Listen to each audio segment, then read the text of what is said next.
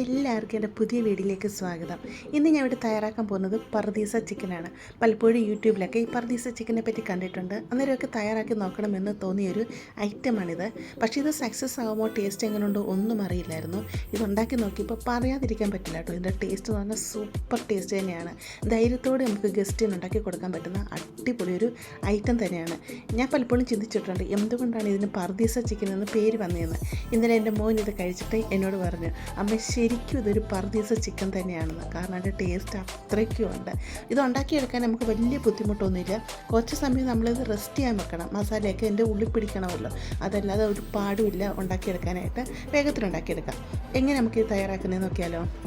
ഇവിടെ ഞാൻ തൊലിയൊക്കെ ഉരിച്ച് കഴുകി വൃത്തിയാക്കിയ 1200 ഗ്രാമിൻ്റെ ഒരു ഫുൾ ചിക്കൻ എടുത്തിട്ടുണ്ട്.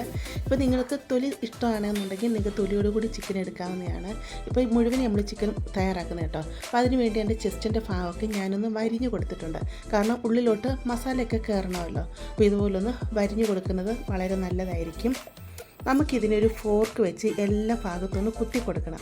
കാരണം ബാക്കിയുള്ള ഭാഗത്തോട്ടൊക്കെ ഇതിൻ്റെ മസാല പിടിക്കണമല്ലോ. കാരണം നമ്മൾ മുഴുവനും ഇട്ടാണ് നമ്മളിത് വേവിച്ചെടുക്കുന്നത്. അതുകൊണ്ട് ഇതിൻ്റെ എല്ലാ ഭാഗത്തും നമുക്കൊരു ഫോർക്ക് വെച്ച് കുത്തി കൊടുക്കാം. ഇതിനെ നമുക്കങ്ങോട്ട് മാറ്റി വെക്കാം. ഇനി നമുക്കിതിന് വേണ്ട മസാല റെഡിയാക്കി എടുക്കാം. ഇവിടെ ഞാൻ ഒരു പാത്രം എടുത്തിട്ടുണ്ട്. പാത്രം എന്ന് പറഞ്ഞാൽ നമ്മൾ ചിക്കൻ മുഴുവൻ അതിൽ ഇറക്കി വെച്ച് അതിൽ വേവത്തക്ക രീതിയിലുള്ള ഒരു വലിയ പാത്രം വേണം എടുക്കാനായിട്ട്. ഇതിലോട്ട് നമുക്ക് ഒരു മീഡിയം ക്യാപ്സിക്കം ഞാൻ ഇതുപോലെ അരിഞ്ഞെടുത്തിട്ടുണ്ട്. ഈ ക്യൂബ് ടൈപ്പാണ് ഞാൻ അരിഞ്ഞെടുത്തിരിക്കുന്നത് കേട്ടോ. 2 വലിയ സവാളയും അതേ രീതി തന്നെ അരിഞ്ഞെടുത്തിട്ടുണ്ട്. എരിവിനനുസരിച്ച് 2 പച്ചമുളക് ചെറുതായിട്ട് അരിഞ്ഞെടുത്തിട്ടുണ്ട്. ഒരു കുടം വെളുത്തുള്ളി, വലിയൊരു കഷ്ണം ഇഞ്ചി ഞാൻ ചതച്ചെടുത്തിട്ടുണ്ട്. ഇത് നമുക്ക് ഈ പാത്രത്തിലോട്ട് ഇട്ട് കൊടുക്കാം. ഇവിടെ ഞാൻ ഒരു ബഞ്ച് മല്ലിയില നല്ലതായിട്ട് കഴുകി ചെറുതായിട്ട് അരിഞ്ഞെടുത്തിട്ടുണ്ട്. 1 കപ്പ് മല്ലിയില നിറച്ചുകൊണ്ട് കേട്ടോ. അത് നമുക്ക് ഇതിലോട്ട് ഇട്ട് കൊടുക്കാം. അതുപോലെ ഞാനിവിടെ 1/2 കപ്പ് പുതിനയില എടുത്തിട്ടുണ്ട്. അത് നല്ലതായിട്ട് കഴുകി വൃത്തിയാക്കിയതാണ്. അത് ഇതിലോട്ട് അങ്ങ് ഇട്ട് കൊടുക്കാം. അതുപോലെ ഒരു പിടി കറിവേപ്പിലയും കൂടി ഇട്ട് കൊടുക്കുന്നുണ്ട്. അത് ഇതിലോട്ട് അങ്ങ് ഇട്ട് കൊടുക്കാം. ഒരു മാഗി ക്യൂബ്സ് എടുത്തിട്ടുണ്ട്. അത് ഇതിലോട്ട് അങ്ങ് ഇട്ട് കൊടുക്കാം.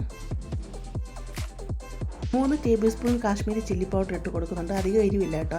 1/2 ടീസ്പൂൺ മഞ്ഞൾപ്പൊടിയും 1/2 ടീസ്പൂൺ ഗരം മസാലയും 1 ടീസ്പൂൺ കുരുമുളക് പൊടിയും 1/2 ടീസ്പൂൺ മന്തി മസാലയും അതുപോലെ 1/2 ടേബിൾ സ്പൂണ് വിനാഗിരി അല്ലെങ്കിൽ നാരങ്ങ നീര് ഒഴിച്ച് കൊടുക്കാം കേട്ടോ.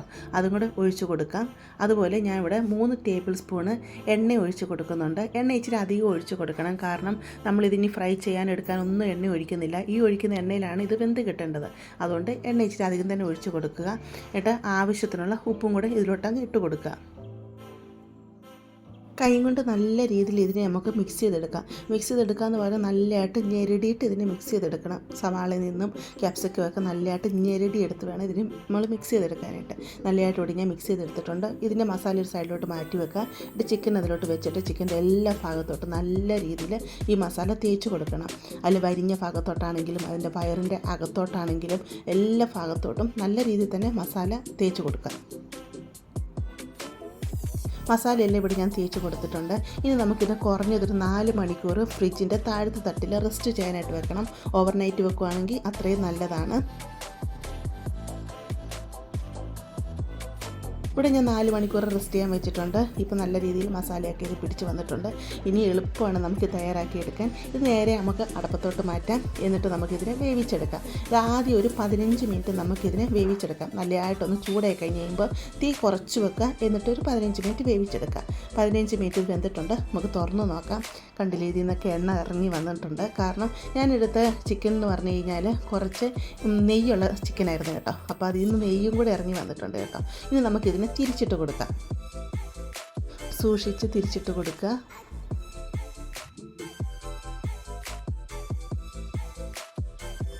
ചിക്കൻ ഇവിടെ ഞാൻ തിരിച്ചിട്ട് കൊടുത്തിട്ടുണ്ട്.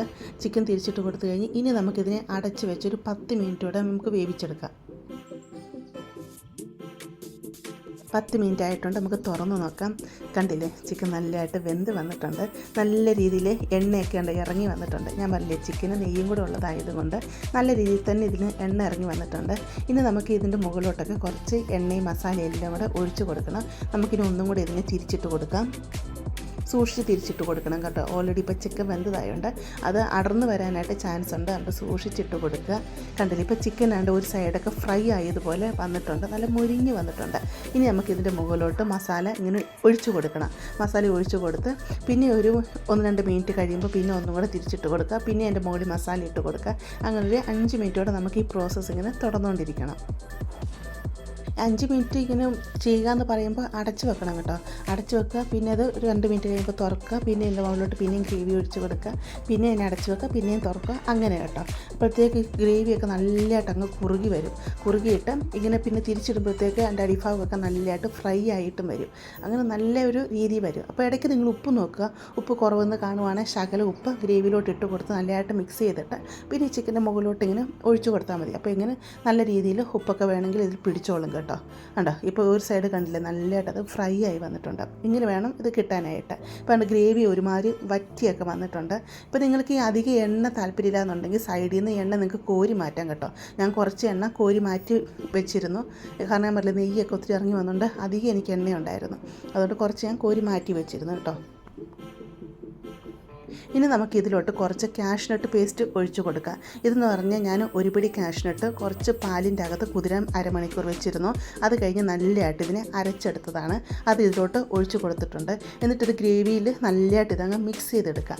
നല്ലതായിട്ട് ഗ്രേവി ഇത് മിക്സ് ചെയ്ത് കഴിഞ്ഞിട്ട് നമുക്ക് ഈ ചിക്കൻ്റെ മുകളിൽ നിന്ന് ഗ്രേവി ഒഴിച്ച് കൊടുത്ത് നല്ലതായിട്ട് ഇതിനങ്ങ് മിക്സ് ചെയ്യണം. മിക്സ് ചെയ്ത് കഴിഞ്ഞ് ചിക്കനെ തിരിച്ചിട്ട് കൊടുക്കുക.